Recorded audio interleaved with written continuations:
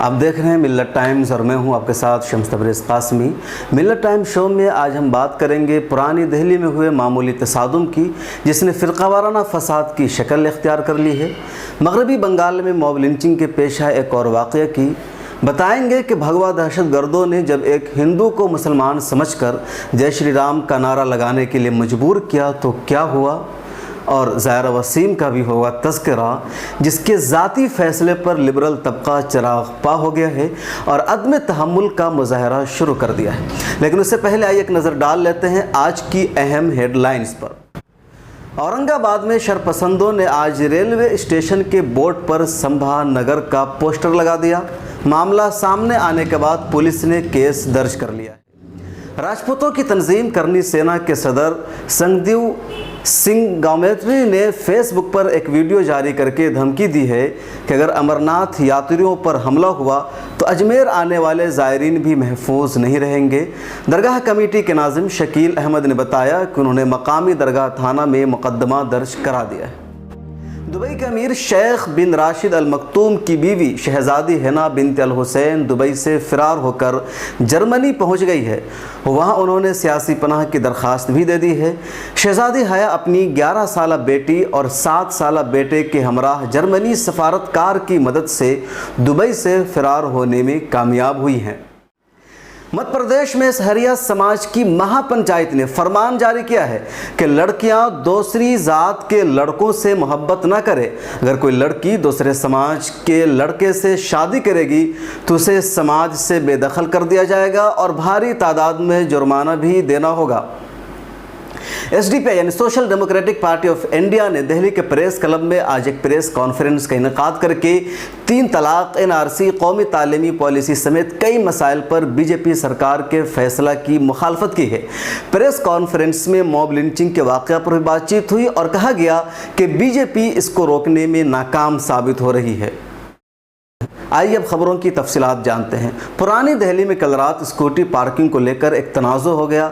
दरअसल लाल कुआं इलाका के गली चाबुक सवार के रहने वाले आस मोहम्मद गली मंदिर वाली के बाहर अपनी स्कूटी पार्किंग करना चाह रहे थे। दुर्गा मंदिर के पास पहले से कुछ नौजवान बैठे थे जिन्होंने एतराज़ किया और कहा यहाँ पार्किंग नहीं कर सकते। उसके बाद हाथापाई शुरू हो गई। संजीव कुमार और उनके साथी जो वहाँ बैठे थे उन्होंने आस मोहम्मद की पिटाई कर दी। कुछ देर में आस मोहम्मद के जानने वाले भी बड़ी तादाद में वहाँ पहुँच गए और उन्होंने भी संजीव कुमार और उसके साथियों की पिटाई कर दी। बाद में मंदिर के करीब जाकर मुसलमानों ने अल्लाह अकबर का नारा लगाया और तोड़फोड़ किया। कुछ देर में पुलिस वहां पहुंच गई और उसने मामले को कंट्रोल कर लिया। कुछ देर तक पूरे इलाके में कर्फ्यू नाफिज कर दिया। यह मुस्लिम अक्सरियती इलाका है और मुसलमानों ने अब वहां अमन बनाने की अपील की है। मुख्तलिफ मसाजिद में इमाम ने मुसलमानों से अपील की है कि अमन और सलामती के साथ रहे, किसी को तकलीफ न पहुँचाए। उलमा, आइम्मा और मुख्तलिफ मज़ाहिब से ताल्लुक़ रखने वाले मुस्लिम रहनुमा वहाँ जाकर हिंदुओं के साथ खड़े हैं। दूसरी तरफ अक्सरियती फ़िरक़ा के लोग मुसलसल एहतजाज कर रहे हैं और किसी की भी बात सुनने के लिए तैयार नहीं है। झारखंड और दीगर इलाकों के बाद मॉब लिंचिंग के एक और संगीन वाक़या मगरबी बंगाल में पेश आया है, जहां 20 साला शेख सनाउल्लाह की मॉब लिंचिंग के बाद मौत हो गई है। दरअसल बुध को मालदा ज़िला के बेशनब नगर बाज़ार में सनाउल्लाह शेख को मकामी लोगों ने चोरी के इल्ज़ाम में मार मार कर शदीद ज़ख्मी कर दिया था। इलाज के लिए कलकत्ता भेजा गया, ताहम जान नहीं बच सकी और इतवार को ही सनाउल्लाह शेख की मौत हो गई। हुजूमी तशद्दुद की वीडियो वायरल होने की बुनियाद पर पुलिस ने केस दर्ज कर लिया है। दूसरी तरफ मालदा ज़िला का माहौल कशीदा है। पुलिस अपील कर रही है कि माहौल को ख़राब न किया जाए। मुसलमानों से ज़बरदस्ती जय श्री राम का नारा लगाने वाले संघी दहशतगर्दों ने झारखंड में एक हिंदू को मुसलमान समझ लिया। मामला झारखंड के जामताड़ा का है, जहां एक मस्जिद के पास ठेली पर एक बुजुर्ग शख्स फल बेच रहे थे। शिद्दत पसंद लोगों ने अपनी कार वहां रोकी और उस शख्स को, जिसे मुसलमान समझा था, उसके साथ गालम गलौज की, उसको बुरा भला कहा, पाकिस्तान मुर्दाबाद, इस्लाम मुर्दाबाद, ऐसे वैसे, और फिर जय श्री राम का नारा लगाने के लिए मजबूर किया। बुजुर्ग शख्स ने जय श्री राम का नारा लगाने के बजाय जवाब में राम की कविता सुना दी। ये सुनने के बाद ही शरपसंद वहाँ से फ़रार हो गए। बाद में पुलिस पहुँची और उसने मामले को समझा। अब वहाँ पुलिस नौजवानों को तलाश कर रही है। ये अलग बात है कि पुलिस कभी भी ऐसे नौजवानों को तलाश नहीं कर पाती है। जिस शख्स से ज़बरदस्ती नारे लगवाने की कोशिश की थी उसका नाम था राम महापाल। मारूफ बॉलीवुड अदाकारा ज़ायरा वसीम का बॉलीवुड को अलविदा कहना लिबरल तबका को बर्दाश्त नहीं हो रहा है। फिल्मी अदाकारा पायल रोहतगी ने इंतहाई गलत बयान दिया है, तौहीन आमेज़ बयान दिया है और कहा है कि ज़ायरा ने मज़हब की वजह से आज बॉलीवुड को छोड़ दिया है। मुमकिन है कल इसी मज़हब की वजह से वो जिहादी बन जाए। रवीना टंडन और दीगर कई लोगों ने भी बहुत सख्त तबसरा किया है। दूसरी तरफ बीजेपी के लीडर सैयद शहनवाज हुसैन ने भी कहा है कि इस्लाम बॉलीवुड और फिल्म के ख़िलाफ़ नहीं है।